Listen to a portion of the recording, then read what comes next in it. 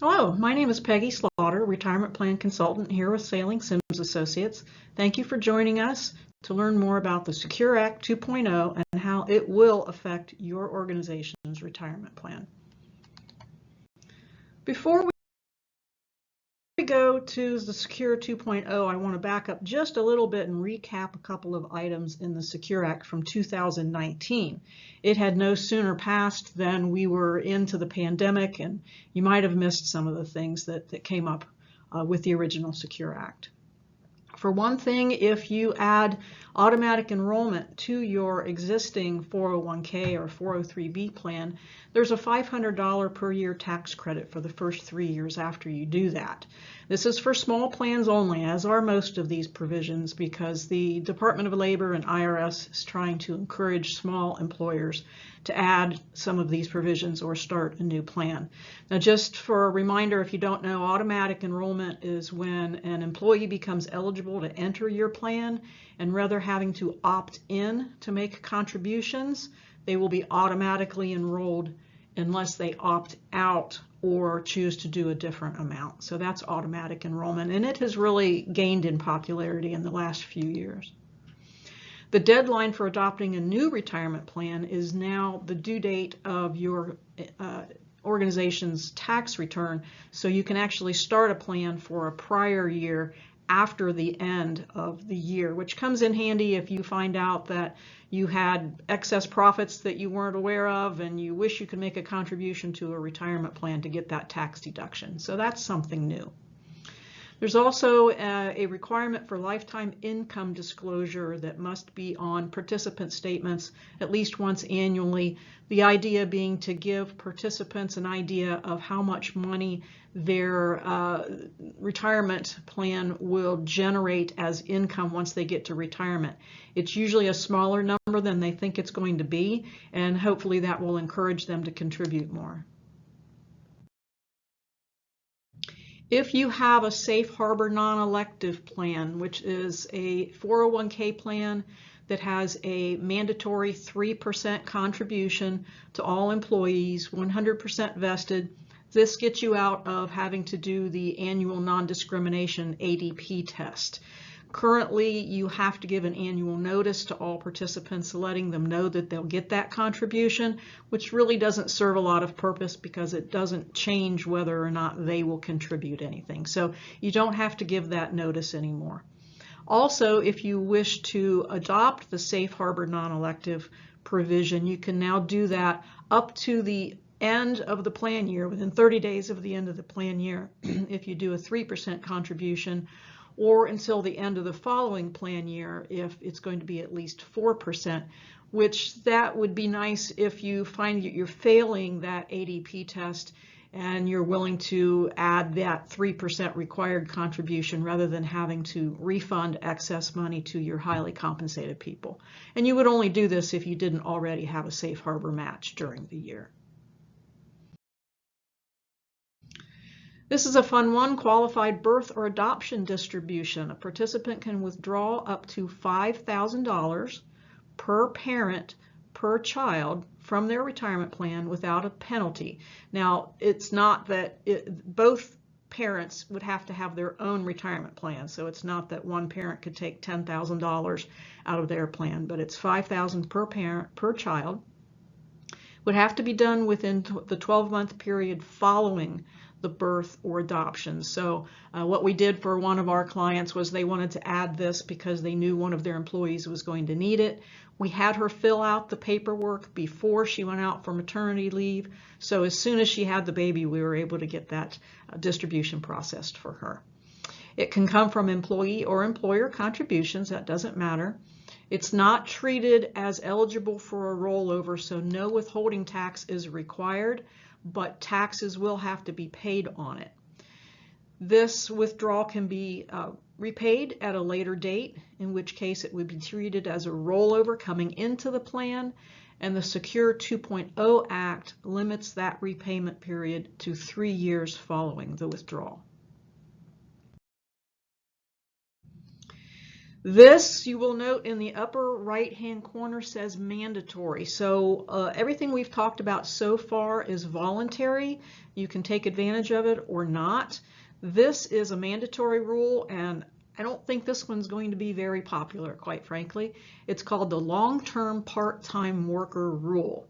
If your plan currently has an eligibility period of 1 year with 1,000 hours of service, which is common when you have a lot of turnover or a lot of part-time people, think a fast food restaurant or a golf course that just has seasonal hours, you might want to exclude those part-time people from your plan.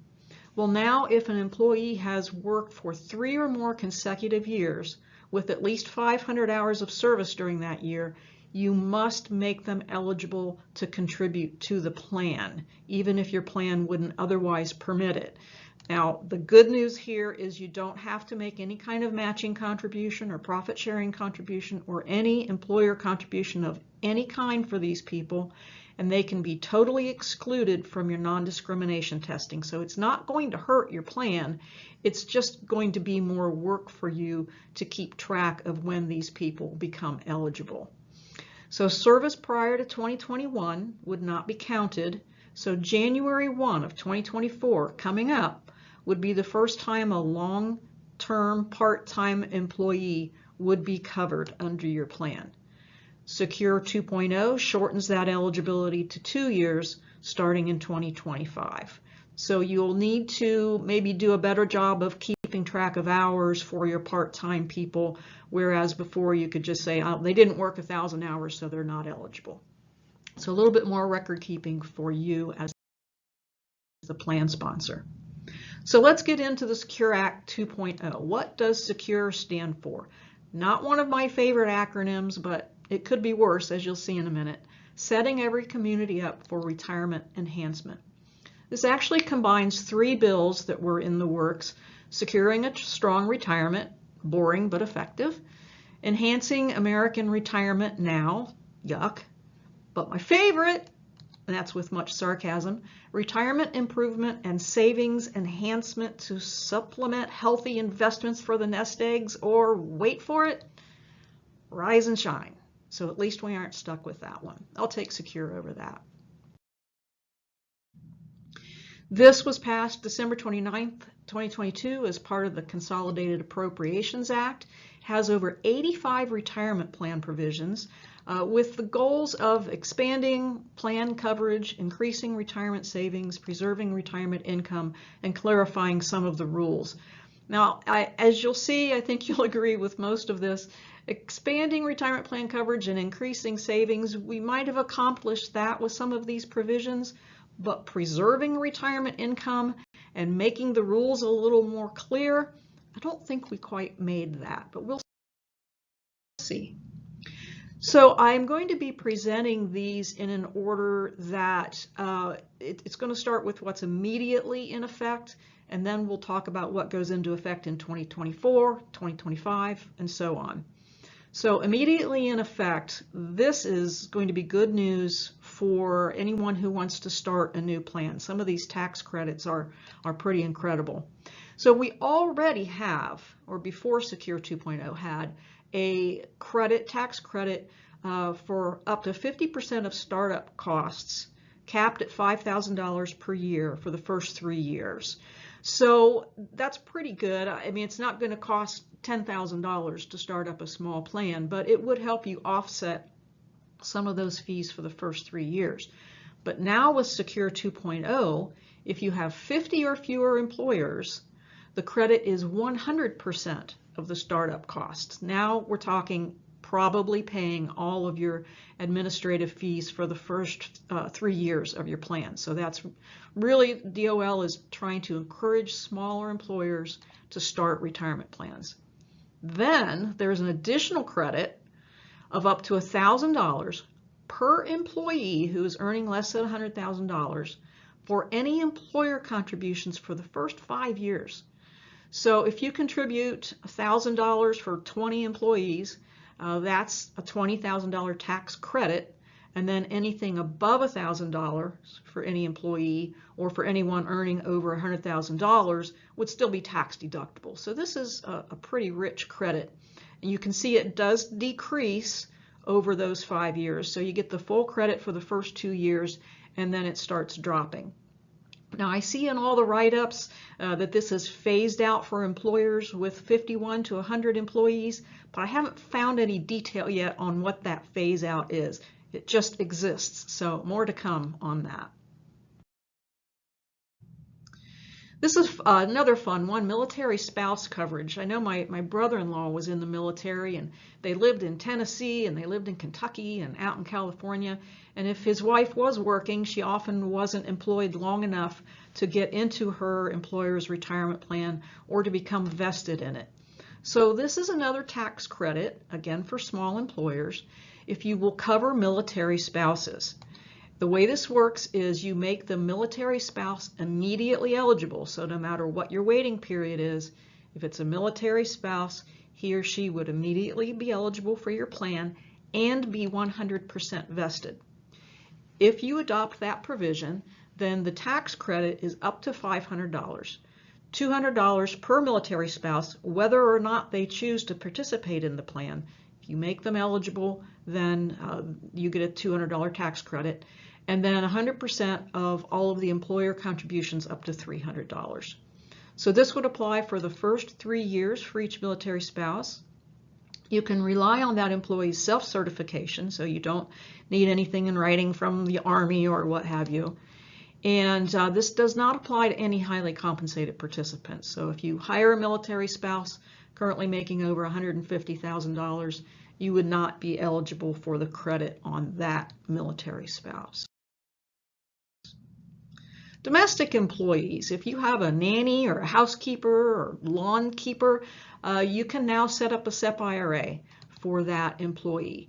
And you can contribute up to 25% of their pay, up to the maximum of $66,000.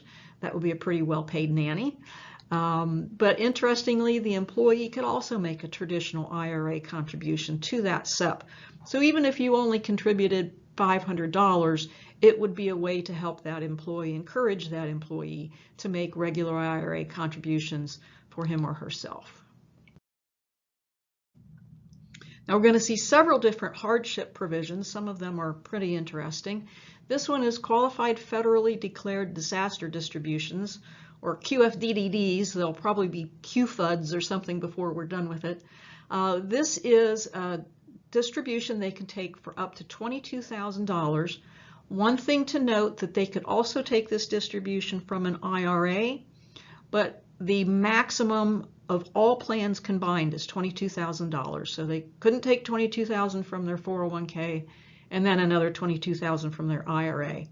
But up to $22,000 would not be subject to the 10% penalty as long as it was used for a disaster that occurred after January 25th of 2021. And it has to be taken within 179 days of the incident or declaration of a disaster. Now there are 365 days in a year, so I'm not sure how we get back to January 25th of 2021, but at least going forward we know we have 179 days to take that distribution. This only applies to damage to the primary residence, so if it was a vacation home or if you lost your car or anything like that, would not apply. It's just for the primary residence. It can be treated as gross income over 3 years, so that can be spread out over a 3-year period. And by default, a 10% tax withholding rate applies, but the participant could choose a different amount, including no withholding, but again, it will be taxable. So they need to be aware of that. It can be repaid within 3 years. The idea here being that maybe they get an insurance settlement or some money from FEMA, they could then put that $22,000 back in the, or however much they want to put back in the plan. Also under this provision, the maximum loan increases from $50,000 to $100,000 up to 100% of their account with additional time to repay. And the way we understand that is they still only have 5 years to repay it, but they can delay the beginning of the repayment. And again, here we're assuming that you would be hoping to get some insurance money, because paying back $100,000 over 5 years doesn't seem very reasonable for most people, but it is there as an option. A couple other hardship provisions. This is now etched in stone. Even if you have safe harbor hardship withdrawal provisions, you can now rely on the employee self-certifying. So you don't need, for example, if they're using hardship for secondary education expenses, you don't need to see copies of their tuition bills. Now that's unless the employer has knowledge to the contrary. Then obviously you would have to turn that down. There's also a penalty-free distribution for terminally ill participants. Now this is the only one I've seen that isn't self-certifying. In this case, you would need a physician to certify that they would anticipate death to occur within 84 months, 7 years. So someone's diagnosed with terminal cancer, but they continue to work, they could take money out of their plan with that doctor certification. Okay. Participant notices. You may really like this one. You might have some people who just aren't interested in the plan. They aren't contributing, they don't have a balance, but you still have to give them these annual notices. And this is just a few of them. You have to give them the fund change notices, summary annual report. It's just a lot of work for people who really don't care about the retirement plan. So now, effective immediately, you do not have to give those people these annual notices. The only thing you'll need to do is provide them with a summary plan description when they become eligible, and then once a year, just one piece of paper or an email that says, hey, don't forget you're eligible to participate in our retirement plan. I'm sure there will be some language that comes out that we'll have to include, but for right now, it's just a brief notice reminding them that they're eligible. So crumple those up, throw them away. This is something I didn't even know was a thing. Apparently, I don't know that this was illegal, but it wasn't considered black and white legal, that the employer could offer a small incentive to encourage employees to contribute to the plan. So now you can give something like a gift card or $10 or movie tickets or something to encourage participants to contribute to the plan. Who knew? You can't pay it from plan assets, of course. It has to come from the employer. Okay, new word you might be hearing, Rothification. So we are seeing a lot of tax credits. You're going to see some more. There has to be a way for this to be paid for. And one way that the Department of Labor and the IRS came up with is to try to get employees to pay more taxes up front on their contributions. So effective immediately, an employee can elect to receive employer contributions on a Roth after-tax basis. So if you're making matching contributions, profit-sharing contributions, as long as they're 100% vested to that participant, they could say, hey, Mr. Employer, I want you to put that into my plan as a Roth after-tax contribution. The only problem is, with very little exception, the record keepers aren't ready for this. They didn't know it was coming. They need to create a new source to track. So even though it's legal to do this right now, you're going to find that most of your 401k platform providers aren't able to do it. So more to come on that. We need additional guidance. This is going to have to be taxable income to the participant. So how is that going to happen? Is it going to be on their W-2? Will there be a Form 1099 issued, which is what we think probably will happen? And then also, is this a one-time election until they change it? Or is it an annual election? We really don't know how this is supposed to work. Most people in the industry are shocked that this was immediately in effect, because a lot needs to be done to understand how it's going to function. This is mandatory again, pretty simple. RMD, required minimum distribution age, has increased to age 73. And in 2033, it will increase to age 75. This is good news for anybody who forgets that they need to take an RMD or they take it late. Up until Secure Act 2.0, the penalty was 50% of the RMD amount. So you're supposed to take a $5,000 RMD. You miss your deadline, it's a $2,500 tax penalty. That's dropping to 25%, and if you get it remedied timely, it drops to 10%. So if you take that RMD the earlier of the second year after you missed it, or before the IRS catches you, it's a 10% penalty. So still a penalty, but much lower than in the past. Now we're going into 2024, effective January 1. Roth RMDs are no longer required from a 401k. The IRS wasn't collecting any taxes on these RMDs, so why force the participant to take it out of the plan? That's good news. Another hardship provision that comes in 2024, and this is a penalty-free withdrawal for victims of domestic abuse. Remember that the participant can self-certify on this, so you don't need any proof, but they can take up to $10,000 or 50% of their vested account balance. They can repay that in up to 3 years. Also, a new hardship withdrawal provision. You can take one withdrawal per year, up to $1,000 for unforeseeable immediate financial need for yourself or an immediate family member. So your child's car breaks down, needs to be repaired, you can dip into your 401k plan or 403b and pull out $1,000. Again, self-certified, can be repaid within 3 years. There is a little bit of a catch here. Even though you can take an annual distribution of up to $1,000, you can't take another distribution for 3 years unless you repaid it during those 3 years. So good luck keeping track of that. Remember, this is voluntary. You don't have to have this in your plan, but you will need to keep track of that 3-year repayment period if you do allow it. So again, no 10% penalty, but it will be taxable. I don't know who thought this one up, but this is really interesting. The idea behind the previous slide and this one is there are a lot of statistics around so many people not having any money set aside in case of an emergency. So this gives you the ability to create an emergency savings account inside your 401k plan. And it looks something like this. Only non-highly compensated employees can do this, so your highly compensated can't. You would hope they wouldn't need an emergency savings fund if they're highly compensated. Contributions going into this have to be made on a Roth after-tax basis and must be invested in a capital preservation option, something like a money market fund that isn't going to lose value if we have a downturn in the stock market. The maximum balance of this account is $2,500.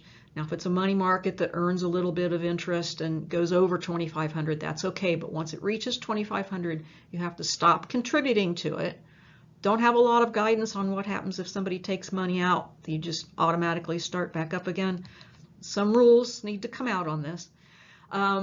You can auto-enroll participants into this at no more than 3% of compensation. I don't know how popular that would be. This is eligible for employer match, so it is an employee contribution. You would make the match the same way you do the rest of your matching contributions to the plan. So the match wouldn't go into this ESA, this emergency savings account. It would just go into your matching account. The participant can take a distribution up to monthly from this account in any amount they want without reason. And the first 4 distributions are not subject to distribution fees. So I did this presentation with a third-party administrator that we work with, and I turned to him and I said, hey, thanks for not charging fees on those distributions. And he just chuckled and said, yeah, what's really going to happen is third-party administrators and or record keepers are going to bill the plan sponsor, the employer, for those first 4 distributions. So somebody's going to get paid for processing these distributions. So I don't know if you want to do the ESA accounts. I don't think those will be very popular. For terminated participants, the force out limit increases from $5,000 to $7,000. So if you're not familiar with this, if you have terminated participants and their balance is under $1,000 if your plan provides for it, you can force them out by just writing them a check with taxes withheld after proper notification. If their balance is between $1,000 and $5,000, you can force that money out into a default IRA rollover. And again, with proper notification. So that $5,000 limit is increasing to $7,000. So that's good. That helps keep your plan cleaned out of those small balances. This again is something yet to be seen how it's going to work. Amounts that have been transferred to that default IRA may be automatically transferred to the former participant's new employer's plan. So you have an employee leave, they get forced out to an IRA, they go to work somewhere else, that IRA provider can now push that money back to the employer's or to the participant's new employer's plan. That it has to be an active participant in that employer's plan, and they have to be given notice. But who in the world would do this? If you're a default IRA holder, you're receiving fees on that account, and you're not going to voluntarily give that up, I would think. The only place this might be logical is where the record keeper, ABC insurance company or whoever it is, holds both the default IRA and the participant's plan that they go to, their new employer. And that way maybe they get pinged, oh, here's a Social Security match, and they can move that default IRA into the 401k plan. That's the only way I really see this working, but again, yet to be seen. We need guidance. More on terminated participants' accounts. We'll see how we like this. The Department of Labor has been directed to establish an online lost and found database by the end of next year. This is good because if an employee has left an employer and has forgotten how to get a hold of somebody, maybe the employer has changed their names, or I can think of several different scenarios. It's happened over the years. So the participant could simply go to this lost and found database, find out if they have any money sitting in a prior employer's plan, and then this database is going to tell them how to get a hold of someone to claim those benefits. Here's what plan sponsors may not like so much. They have to provide the Department of Labor with information on current and former participants and keep that updated every year. And again, upper right-hand corner here, this is mandatory. We don't have an option to do this, but we don't know exactly what information they're going to be needing or how it's going to be submitted. I suspect that your third-party administrator or your record keeper will be tasked with this, but there may be a fee for it. So more to be seen, but again, that's right around the corner. It's by the end of next year that this is going into effect. More plan changes. You can now amend an existing plan after the end of a plan year, as long as it increases the participant's benefit. So maybe you want to add that safe harbor provision that we talked about earlier, or you want to decrease or you want to increase your matching contribution. So something that would increase a benefit, you can change after the end of a plan year, as long as it's done by the due date of your tax return. This also allows an employer who has a simple IRA plan to replace that with a 401k plan mid-year. Currently, you have to wait until after the plan year or the calendar year and start your 401k up next year, but you can only do this if your 401k plan has the same mandatory employer contribution that your simple IRA had. So again, I don't know how popular that'll be, but I know I've personally run into a situation a couple of times where I've wanted to start a 401k and end a simple IRA in the middle of the year. So we'll see where that goes. Qualified student loan payments. This is actually something that some plans were already doing. This just wraps some regulation around it. So I think we all have heard a lot about how people come out of college and have these large student loans. They have to make payments for years and consequently often can't afford to make contributions into their employer's 401k plan. And they lose out not only on the earnings on those contributions, but also any employer contributions that they might receive. So with this Q-slip, qualified student loan payments, this allows the plan sponsor to match those contributions or match those loan payments as if they were employee contributions. So this is actually a good way to attract and retain the people just coming out of college. I think this is actually going to gain some traction here. This would help employees accumulate savings even if they can't afford it. This is subject to the annual deferral limit. So for example, this year, if you had student loan payments of over $22,500, that would not be taken into consideration for the match. The employee would certify that the loan payments have been made annually, so that, again, they don't have to provide you proof. They just have to certify every year how much they made in loan payments, and then you would deposit that matching contribution after the calculation is done. And again, it's all self-certification. These student loan payment matching contributions can be tested separately. So if for some reason having those matching contributions in your plan negatively impacts your non-discrimination testing, you don't have to include them in your testing. So this is not qualified retirement plans, but it is something that I wanted to throw in here because it can be part of your retirement program personally. If you have a 529 plan for, let's say, one of your children, and that child ends up not going to college, or they get a scholarship and so they don't need that money, instead of having to pass those funds on to someone else or take them out as taxable money, you can now roll that into a Roth IRA.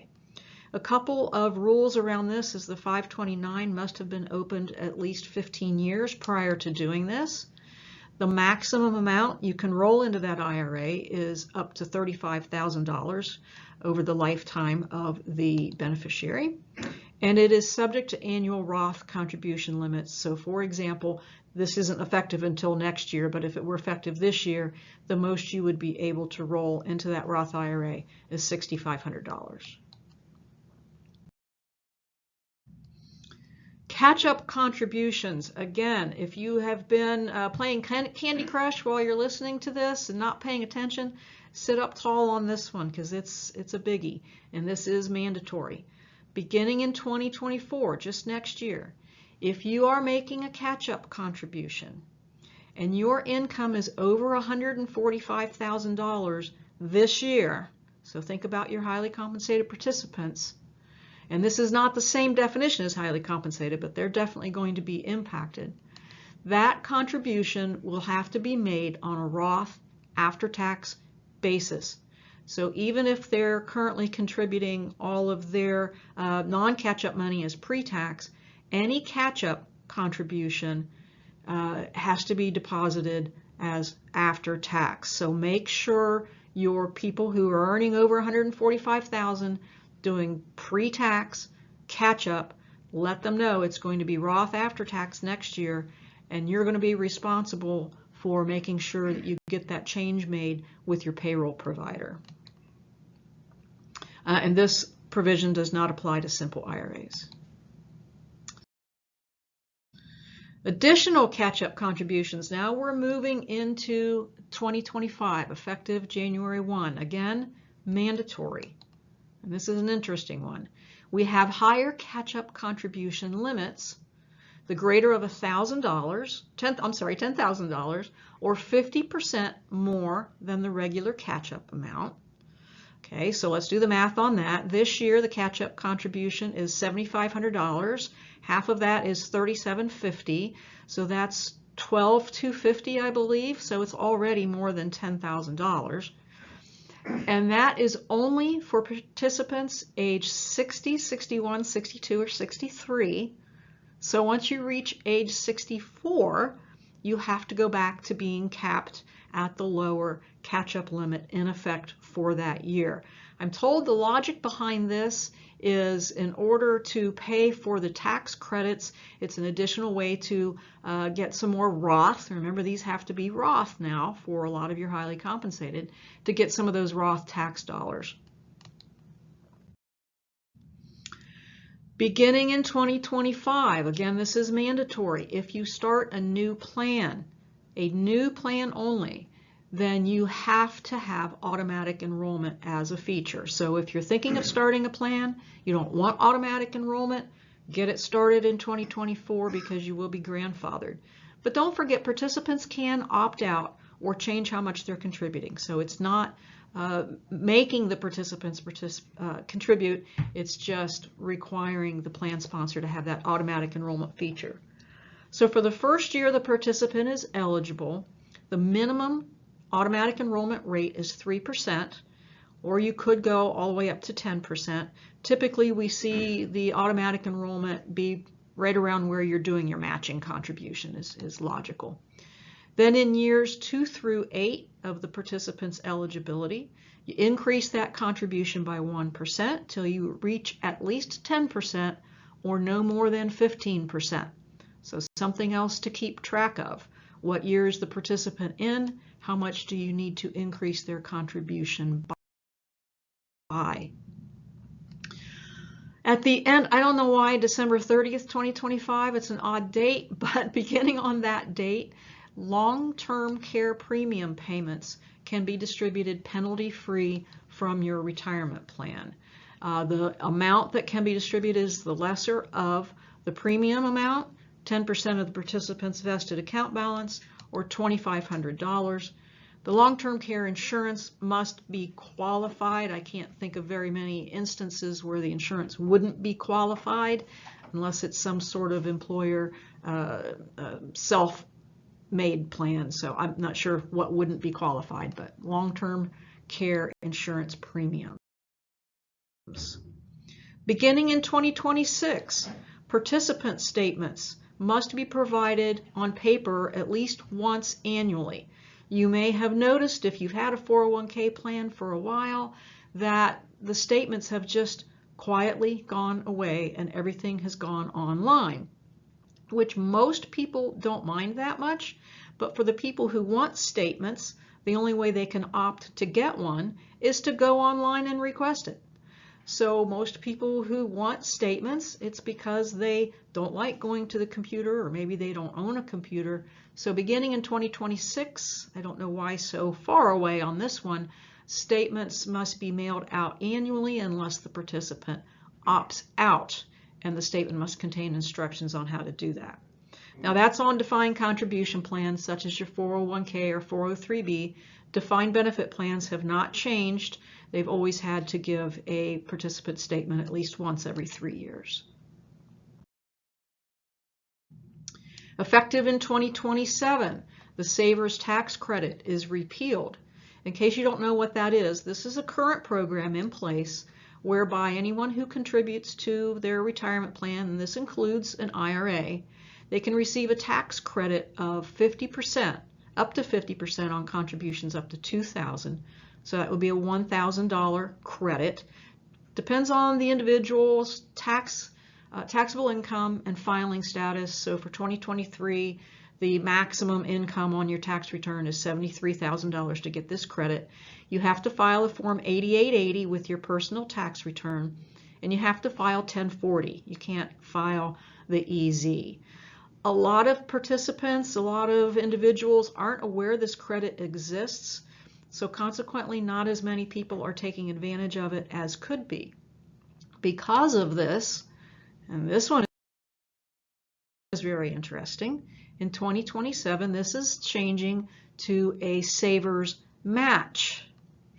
So it's the same 50%, $1,000 maximum, but now it's a matching contribution deposited directly to the retirement plan from the federal government, not the plan sponsor.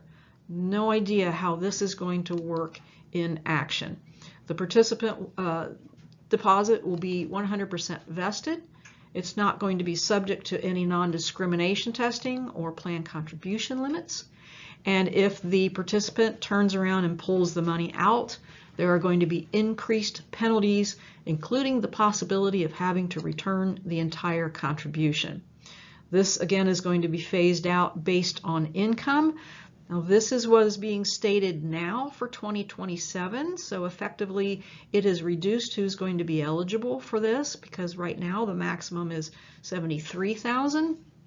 So obviously much more guidance is needed on this, and I don't have mandatory up there in the upper right hand corner, but I don't know that you're going to have the ability to say, no, I won't take this money into my retirement plan. So much more guidance needed on this one. Right, now this isn't part of Secure 2.0, but this is something that did come out for Form 5500, and I just wanted to include it because I think this is really going to be impactful for some large plans. So if you are a large plan, we're going to have a change in how participants are counted for the purpose of determining that. So currently, generally speaking, if you have over 100 participants on the first day of the plan year, your plan has to be audited. It's an expensive and timely process, and there are a lot of plans out there who are just really close to that limit, and it's a real burden to do this audit.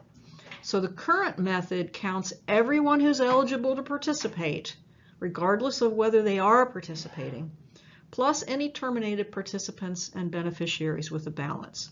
Effective this year, the new method only counts anyone with an account balance.